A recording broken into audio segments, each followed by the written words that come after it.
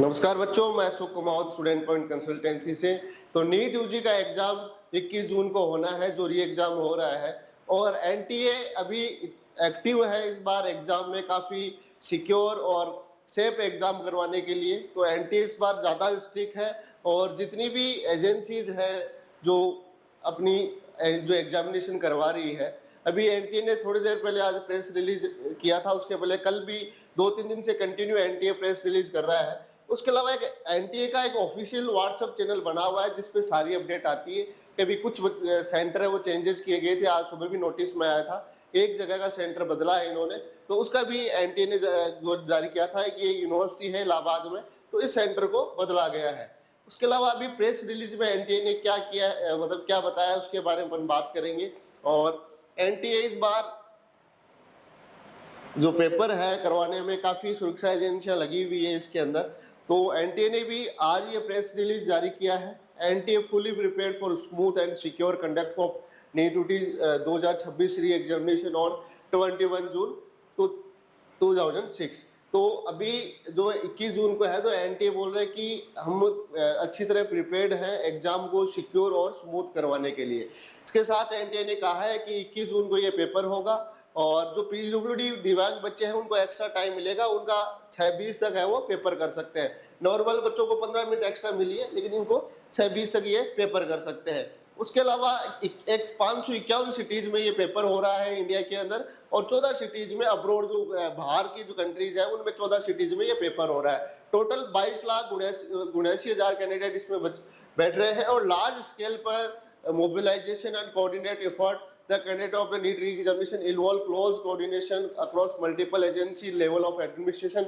674 city coordinator और seizing city level operation, मतलब इन्होंने कोऑर्डिनेटर लगाए हैं 674 सिटी में। सारा जो कोऑर्डिनेट है, सारी परीक्षा को मॉनिटरिंग करने के लिए अलग अलग स्तर पे अधिकारी इन्होंने लगाए हैं। और जो पेपर है वो भी इस बार एयरफोर्स की मदद ली गई थी, पेपर जहाँ सेंटर अलग अलग जो जगह पहुंचा है वहाँ पे। इसके अलावा 2 lakh personnel have been mobilized ensure the smooth and fair conduct re-examination. तो 2 लाख पर्सनल इन्होंने जो ऑब्जर्व अपने कोऑर्डिनेटर कह सकते हैं, या जो जिनकी ड्यूटी लगाई गई है नीट यूजी के पेपर में। और सिक्योरिटी और मॉनिटरिंग फ्रेमवर्क है, इसके अंदर इन्होंने कहा है कि जीपीएस जहाँ से भी पेपर गए उनमें सब में जीपीएस लगा हुआ है।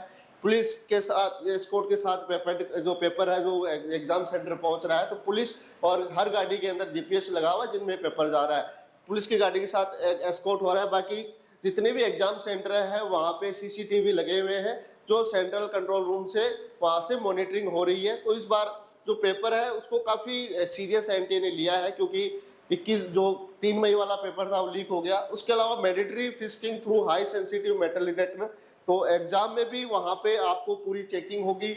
इसमें जो कल एनटीए निकाला था कौन से आप चीज़ें यहाँ अलाउ है कौन सी नहीं है, तो आप कोई भी मेटल जो चीज़ें हैं वो आप एग्जाम में नहीं लेके जा सकते हैं, जैसे कानों वगैरह का, हाथ में वगैरह आपने कुछ पहन रखा है, तो ये सारा आपको बिल्कुल सिंपल जाना है। स्लीपर और पजामे और टी शर्ट में आपको जाना है, कोई भी चीज़ हाथ में कुछ भी आपका नहीं होना चाहिए, चाहे अंगूठी हो, चेन वगैरह हो, सारा आपको निकाल के जाना है। उसके अलावा आधार बेस्ड बायोमेट्रिक आपकी एंट्री वहाँ पे होगी।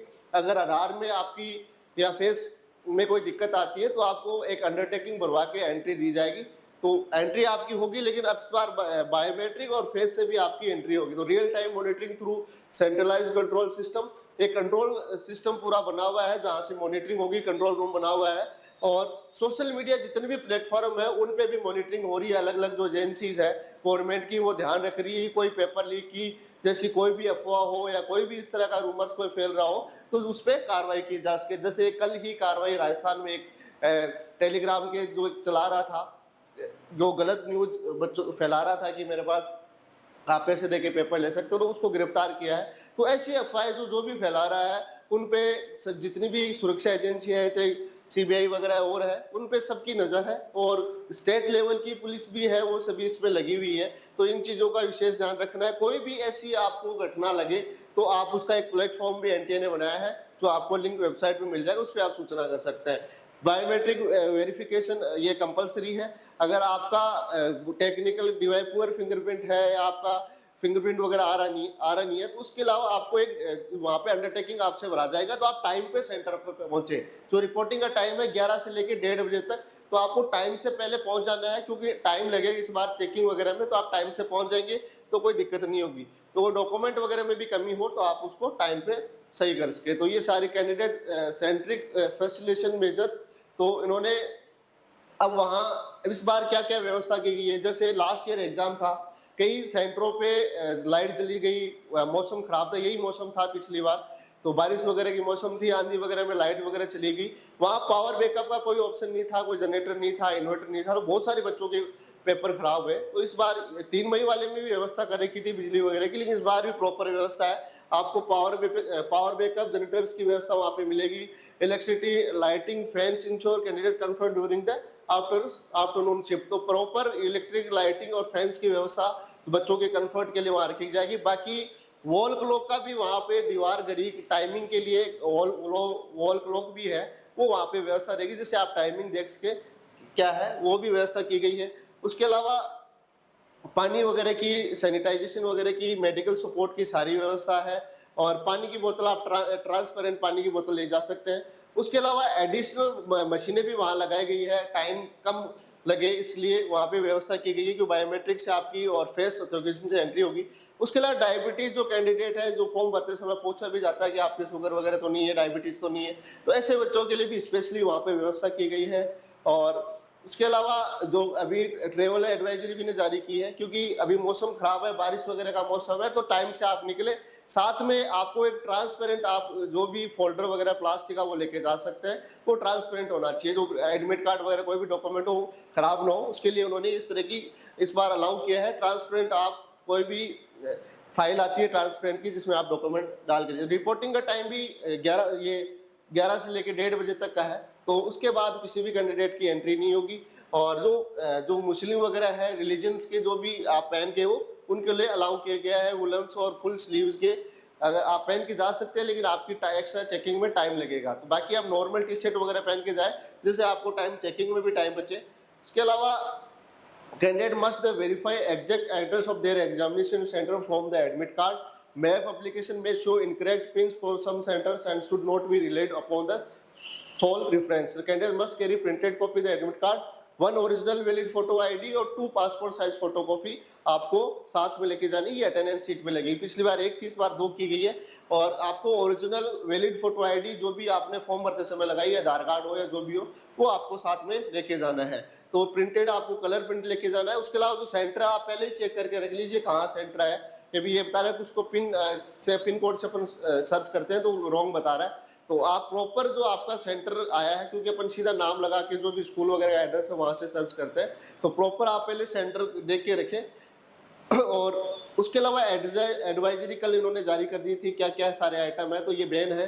केयरली only permitted items, mobile phones वगैरह, smart watches, bluetooth device, calculator, wallet, jewellery, metallic accessories, food packets are not allowed inside the examination. तो ये सारी चीज़ें आपको वहाँ आप नहीं लेके जा सकते, आपको ये सारी चीज़ें बाहर ही रखनी पड़ेगी।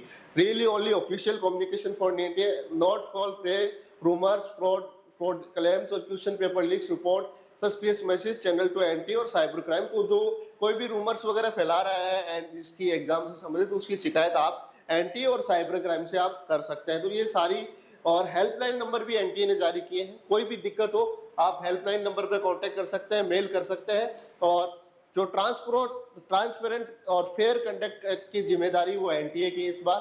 तो एनटीए इस बार काफ़ी स्ट्रिक्ट है। पेपर जो नीट यूजी का पेपर हो रहा है, क्योंकि काफ़ी बच्चे परेशान हैं, अब भी बहुत सारे बच्चे हैं वो परेशान हैं, तो बिल्कुल आपको टेंशन फ्री होकर आप पेपर दे के आइए। नीट के अलावा और भी बहुत सारे ऑप्शन होते हैं ज़िंदगी में, तो पहले पेपर आराम से टेंशन फ्री होकर आप जाइए। कोई भी दिक्कत हो अगर आपको इन नंबरों पे आप कॉल कर सकते हैं। और क्योंकि बच्चे भी मेंटल डिप्रेस है, उसके अलावा इन्होंने एक हेल्पलाइन भी जारी की है। अगर आपको कोई भी मतलब कंसल्ट आपको लेना है, मानसिक स्थिति अगर आपकी सही नहीं है तो आप कंसल्ट कर सकते हैं, उसके लिए भी एनटीए ने एक हेल्पलाइन नंबर जारी किया है। तो बिल्कुल टेंशन फ्री होकर आपको पेपर करके जाना है। और आगे अभी नीट यूजी का एग्जाम होने के बाद कैसा पेपर आता है, उसके अकॉर्डिंग अपन कट ऑफ वगैरह की एनालिसिस करेंगे। पेपर हार्ड आता है, इजी आता है, तो उसके बाद पेपर आने के बाद अपन आंसर की सॉल्यूशन है वो होता है हर बार, पिछली बार भी हमने करवाया था। तो आपसे करवाएंगे। और भी जानकारियां अपन देते रहेंगे, जो भी नीट यूजी से संबंधित आती रहेगी एग्जाम की। तो एनटीए का एक ऑफिशियल व्हाट्सएप चैनल बनाओ, उसको आप सब्सक्राइब कर लीजिए, क्योंकि उस पर हर मिनट का अपडेट आता है। अभी क्या तो नोटिस आ रहा है, वेबसाइट पे भी आ रहा है, और एनटीए का जो व्हाट्सएप चैनल बनाओ उस पर भी अपडेट आ रहा है। तो नीट यूजी संबंधित जानकारी मैं आपको देता रहूंगा, तो चैनल को फॉलो करें, शेयर करें, जिससे आपको इस तरह का अपडेट मिलता रहे। धन्यवाद, थैंक यू।